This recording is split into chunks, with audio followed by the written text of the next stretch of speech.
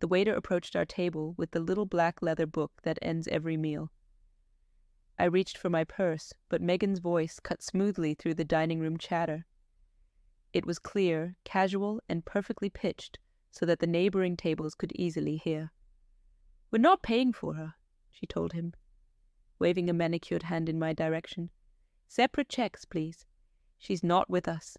I sat completely frozen, my heavy linen napkin still resting untouched in my lap. I didn't gasp. I didn't argue.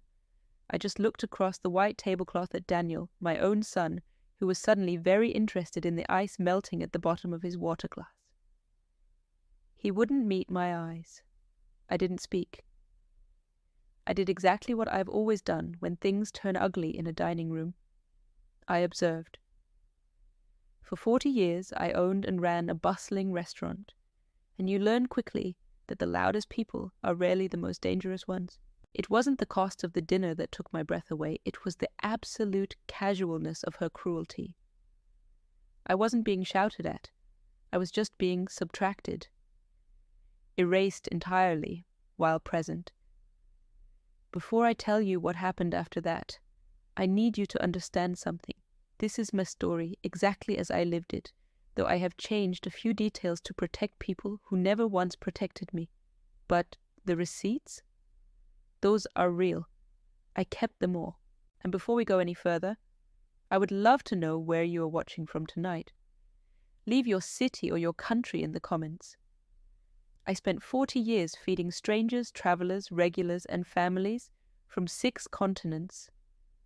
I would be delighted if, between us, we managed to make it 7. For most of my adult life, people in my town knew me by the sign over my front door. Eleanor's. It was never the fanciest place in the county, and I never wanted it to be.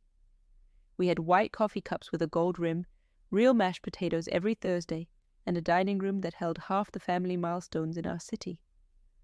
Rehearsal dinners, retirement parties, silver anniversaries, baptism lunches after church.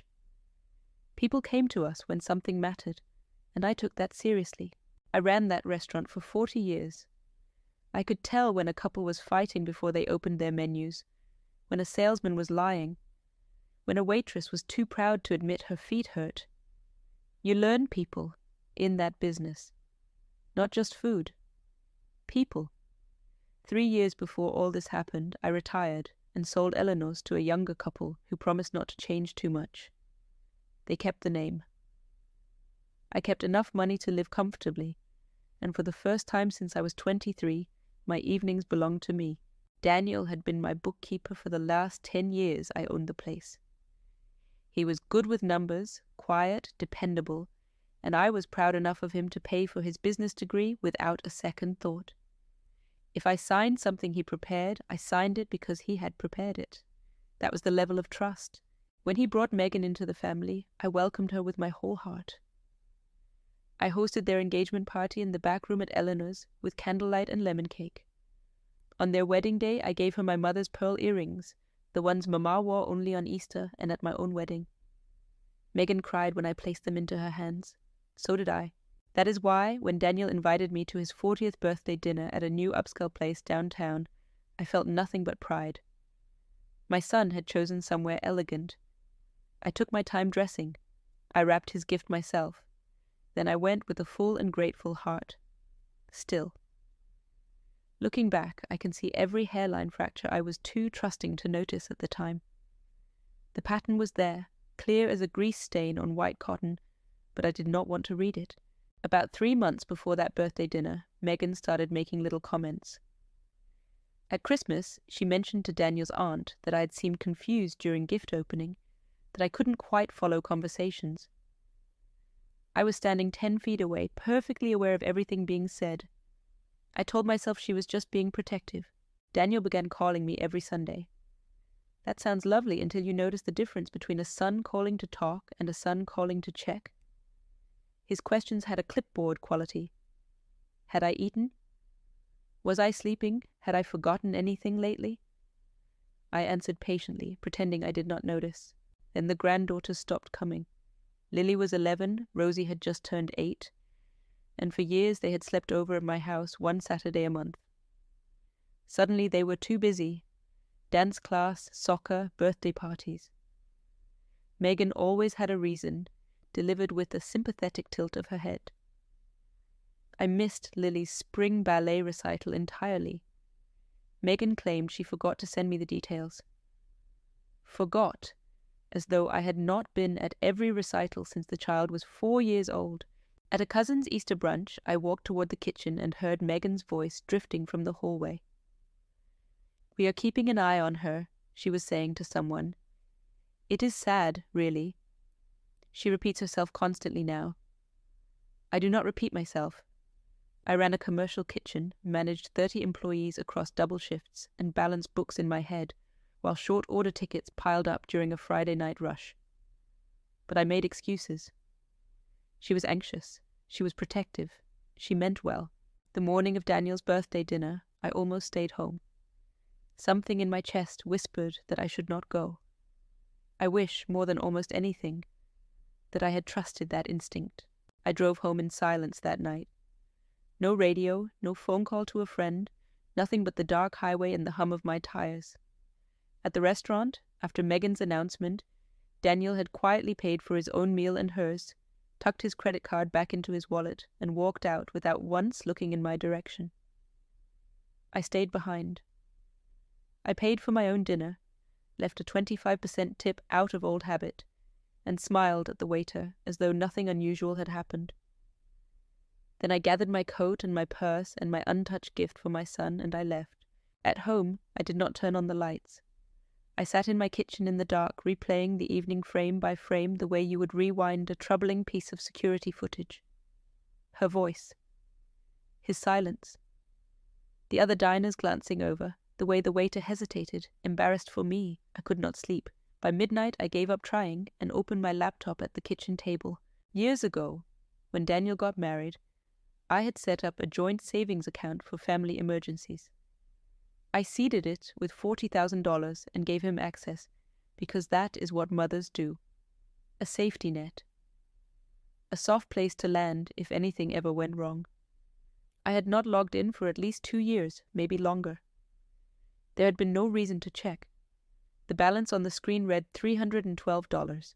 I stared at it for a long moment, then clicked into the transaction history. The withdrawals were neat and regular, every single month for 18 months, just under $2,000, transferred to the same Venmo handle. Megan's. I did not gasp. I did not cry. My hand stayed steady as I began taking screenshots, one after another, scrolling slowly, capturing everything. 40 years in the restaurant business teaches you exactly what embezzlement looks like. The steady bleed. The amounts kept just low enough to avoid attention. The confidence that no one is watching. When I finished, I opened a new folder on my desktop and sat with my fingers above the keyboard. Then I typed a single word and pressed enter. Receipts. The next 6 weeks required a performance, and I gave them one worthy of any stage. I called Daniel 3 days after his birthday dinner and apologized. I told him I was sorry for making things awkward at the restaurant, that I had been feeling foggy lately and was not quite myself. I asked if perhaps I should see someone about my memory. My voice was soft, uncertain, a little frail. It was the voice they had been waiting to hear. Daniel was immediately relieved. He became warm, solicitous, speaking to me in that slow, careful tone people use with children and the very old. He mentioned gently that perhaps I should not be handling my own finances anymore. Maybe he could help. I agreed vaguely and thanked him for his concern. Within a week, Megan invited me to the granddaughter's school play, the first invitation in months. I attended in a modest dress, sat quietly in the back row, and afterward complimented Megan on how well she manages everything. She glowed. At a lunch the following week, she explained the menu to me, item by item, as though I had not spent 40 years writing menus of my own. When she pronounced bruschetta with a hard H, I simply nodded and ordered the soup. They believed they had won. I let them. Meanwhile, I moved through my real work in silence. I closed the joint savings account and transferred my actual assets to a new bank across town, one where nobody knew my son. I met with an elder law attorney. Francine had helped me find and changed my will entirely. I documented every visit, every phone call, every condescending comment, in a notebook with dated entries. I also retrieved my mother's pearl earrings. I called Megan and asked sweetly if I could have them back for a professional cleaning. She handed them over without suspicion. I never returned them. They sat in my jewelry box now, where they belonged. I told no one outside of Francine. I smiled when expected, nodded when appropriate, and let them believe the confused old woman story they had worked so hard to craft. Then I waited. I hosted my 72nd birthday at my own home. A small family lunch, nothing fancy. Daniel and Megan, the girls, Francine, and 2 cousins who had known me since childhood. I made my famous pot roast, the same one I had served at Eleanor's for decades.